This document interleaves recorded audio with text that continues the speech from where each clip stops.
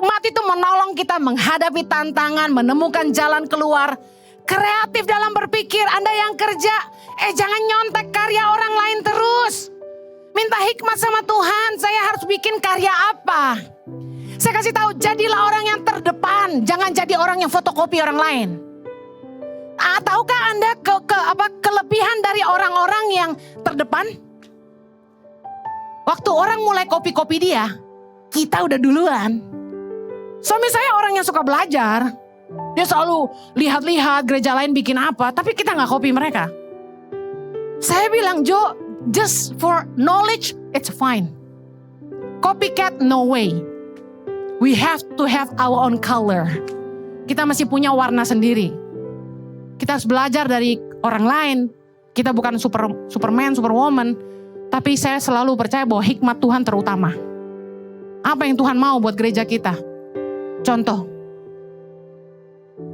Tuhan taruh di hati saya waktu Jojo bilang, Henny, kita bikin gereja onsite yuk.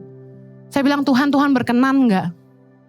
Tuhan bilang gini, jawab kebutuhan jemaat. Saya pikir kebutuhan jemaat apa? Tuhan bilang gini, orang percaya gagal dalam 3 area ini. Gerejamu harus fokus di sini. Apa yang pertama? Marriage and parenting. Orang percaya banyak gagal dalam hubungan dan pernikahan. Kita harus jadi teladan di rumah sendiri. Amin. Yang kedua, orang Kristen banyak gagal, gak jadi saksi di dunia kerja dan usaha. Katanya kalau udah join bisnis sama sesama orang Kristen, waduh bocai lah. Jangan pernah join bisnis sama orang Kristen, berarti kan parah.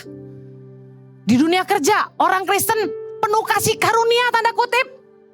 Diskon kerja keras, kerja terlambat, pulang pagian, alasannya latihan. Apalagi kalau tahu bosnya Kristen, udah habis dikadalin deh. Telepon kantor buat konseling katanya. Fotokopi mesin buat bahan sekolah minggu katanya. Saya nekanin banget bagaimana kita harus jadi terang di dunia kerja. Di tengah-tengah dunia usaha, kita harus punya warna yang berbeda. Kalau orang buka bisnis buat cari cuan aja, anak Tuhan buka bisnis untuk nolong orang. Amen. Yang ketiga, Tuhan kasih hikmat sama saya. Orang percaya itu banyak gagal dalam keuangan. Orang tuh miskin bukan karena gak punya penghasilan. Orang miskin bukan karena gak punya uang. Tapi karena tidak bijak mengelola keuangan. Jadi Tuhan mulai taruh 3 hal itu. Dari mana saya dapat itu? Dari hikmat Tuhan. Anda bukan jagoan, Anda butuh Tuhan. Apapun masalahmu, Anda harus punya waktu mendengar Tuhan. Anda harus jaga hatimu supaya Tuhan bisa menjatuhkan hikmat di hatimu. Cepat ya, 2 poin bagaimana memperoleh hikmat. Pertama, meminta seperti Salomo. Salomo doa minta itu. Yang kedua, hiduplah takut akan Tuhan. Karena waktu terbatas saya cut. Amsal 9 ayat 10, permulaan hikmat adalah takut akan Tuhan.